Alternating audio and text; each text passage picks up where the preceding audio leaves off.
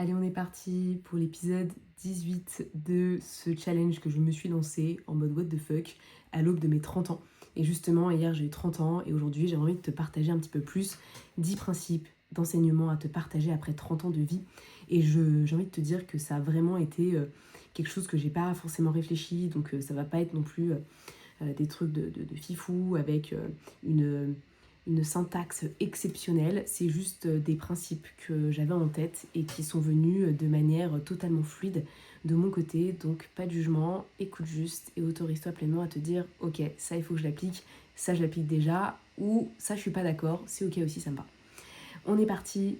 L'enseignement numéro 1, n'attends pas qu'on vienne te sauver, sauve-toi. Arrête d'attendre que les gens viennent toquer à ta porte pour faire les choses à ta place, pour t'autoriser à faire des choses, fais-le toi-même. Arrête d'attendre que quelqu'un vienne te changer, vienne te sauver. Sauve-toi toi-même de tes propres merdes. Le numéro 2, vaut mieux se ridiculiser que de ne pas faire quelque chose. Et ça, franchement, c'est un truc que j'aurais pas dit il y a 10 ans. J'avais tellement peur du ridicule. Aujourd'hui, je suis en mode bas les couilles. Tu vois, typiquement, on a fait la soirée du podcast, donc je ne l'ai pas encore faite là officiellement puisque je te parle, il y en avait 14, mais c'est le 15. Et je me suis dit, ouais, je fais un truc super quali, etc. Et en fait, cette fois-ci, j'étais un peu dans le rush. C'est la première soirée que j'organise et j'étais en mode, te mets pas la pression. Franchement, prends ton imprimante que tu as chez toi, imprime les trucs que tu as imprimés. Les impressions sont pas si folles parce que ça manque un petit peu de couleur, d'intensité de couleur, on va dire, mais je me suis dit, c'est pas grave, Inès, fais-le. Imprime tes trucs, ce sera très bien. Et l'année prochaine, tu feras quelque chose de encore plus grand. Et chaque année, tu vas continuer à évoluer là-dedans et ce sera très, très bien. Donc, no worries, ça va le faire. Donc, n'hésite pas à faire des choses, même si tu peux peut-être paraître ridicule, c'est ok. Le numéro 3, si tu t'aimes, tu peux perdre plein d'amis, tu resteras fidèle à qui tu es et loyal à tes valeurs. Et ça, je sais à quel point c'est challengeant, parce que perdre des potes, c'est jamais fun, c'est un deuil à faire. Mais je t'invite pleinement à y réfléchir quand tu as des relations qui finalement ne t'apportent plus rien. Et je sais que moi, ces dernières années, j'ai fait beaucoup de deuils amicaux qui n'avaient juste plus de liens, juste parce que en fait on te ghost. Et c'est la pire chose à faire, je pense, en tant qu'être humain. Donc en fait, si aujourd'hui t'es en train de ghoster quelqu'un, arrête. Va lui dire. Va lui dire ce que t'as sur le cœur, parce que honnêtement, vaut mieux vexer quelqu'un que de ghoster. Parce que c'est encore pire comme vexation. Voilà, je te partage ça, tranquille. Prends pas personnellement ce que je te raconte, mais fais-le si c'est le cas. Le numéro 4, ce serait défendre les valeurs qui te sont chères pour être aligné dans ta vie. Parce que trop souvent, on est déconnecté de ce qui nous importe, de ce qui nous anime. Et c'est vraiment dommage. On perd clairement en vie, tout simplement. On perd notre dynamisme, on perd nos passions, on perd nos envies. Parce qu'on s'autorise juste pas à défendre ce qui est important pour nous. On se laisse aplatir par la vie, par ce qu'on devrait faire dans notre vie et la manière dont on devrait le faire. Juste arrête. Autorise-toi à te dire, ok, quelles sont mes valeurs, refais un point là-dessus et va chercher pleinement ce dont tu as besoin pour avancer sur tes valeurs.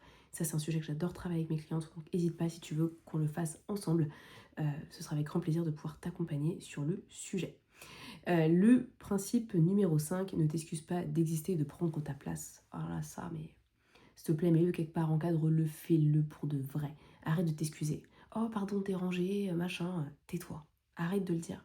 Parce qu'en fait, t'es juste en train de dire à ton corps et à ta tête, à ton inconscient, que t'es pas une grande personne. Que t'es rikiki, que t'es un mini-moise et qu'en fait, t'as pas ta place. Et ça, pour moi, c'est no way. T'as pas le droit de faire ça.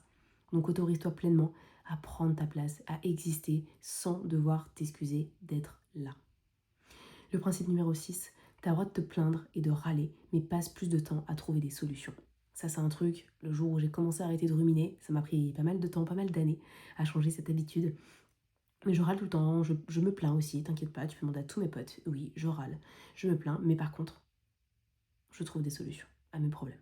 Très important. Toujours. J'ai pas le choix de toute façon. Mais du coup, je passe plus de temps à trouver des solutions qu'à râler. Mon période de râlage peut être très courte. Et tant mieux parce que ça m'évite de mettre beaucoup trop d'énergie là-dedans. Donc demande-toi aujourd'hui comment est-ce que tu pourrais arrêter à ton tour de râler aussi. Le numéro 7. Échouer, c'est un cadeau de la vie. Tu apprends tellement de choses. Et ça, vraiment, en ce moment dans ma vie, je t'en parlerai peut-être dans quelques mois, c'est trop important d'échouer. Ça te remet en question, ça te revitalise, ça te remet les idées en place. Je trouve que ça a énormément d'impact, énormément de positif. Donc je t'invite vraiment à aller chercher l'échec de plus en plus. Pas pour te dire j'ai échoué, mais pour te dire ok, j'en suis capable de faire les choses. à moi de réussir et de m'autoriser pleinement à le faire à ma manière. Et c'est... Bref, il faudrait faire une masterclass là-dessus, je pense, sur l'art d'échouer. Ce serait vraiment cool. En tout cas, c'est dans le pipe des prochains mois. Le principe numéro 8, crois en toi et en tes rêves, tu vas avancer plus vite. Arrête de t'inventer une histoire comme quoi t'es pas assez, c'est pas suffisant ce que tu fais, il faudrait que tu fasses différemment et blablabla. Bla bla bla. Va chercher tes rêves les plus fous et ose les accomplir au fur et à mesure. D'accord ? C'est super important parce que on passe beaucoup trop de temps à dire aux autres qu'on n'a pas confiance, qu'on n'est pas sûr, alors qu'au fond de nous, on est certaine, on est sûr. Arrêtons d'être dans l'insécurité et demandez aux autres leur attention. Soyons sécurisés par rapport à ce qu'on veut et allons chercher pleinement ce qu'on désire le plus. Ça ne sert à rien de dire aux autres que t'as pas confiance, ça va pas leur donner encore plus l'envie de t'aimer. Au contraire, ils vont se dire waouh, elle manque encore de confiance, cette meuf, faut vraiment qu'elle se bouge les fesses, d'accord ? Et bien entendu, si tu connais quelqu'un qui fait comme ça, et ben envoie-lui l'épisode de podcast, ça lui fera du bien. Et puis peut-être qu'elle prendra un coaching avec moi et ça pourrait peut-être changer sa vie. Le principe, l'enseignement numéro 9, lance-toi des challenges pour te booster dans ta confiance régulièrement. Et ça, tu vois, le fait d'avoir lancé les 31 épisodes, ça m'a boosté dans ma confiance. Et je t'invite pleinement à faire des challenges, que ce soit au niveau pro, au niveau perso, au niveau sportif. Vraiment, lance-toi des challenges, des défis, ça va vraiment te faire du bien parce que tu vas te prouver à toi-même que tu es capable de faire les choses. Donc arrête d'attendre, demande-toi quel défi est-ce que je peux aujourd'hui me fixer pour continuer à cultiver ma confiance en moi et me sentir encore plus leader dans mon business. Et enfin, le numéro 10 qui est donne autant que tu souhaites recevoir dans cette vie. Ça ne veut pas dire que tu vas recevoir autant que tu donnes à une même personne. Par contre, peut-être que le fait de simplement donner va t'apporter beaucoup plus d'un autre côté, par d'autres personnes, par d'autres biais.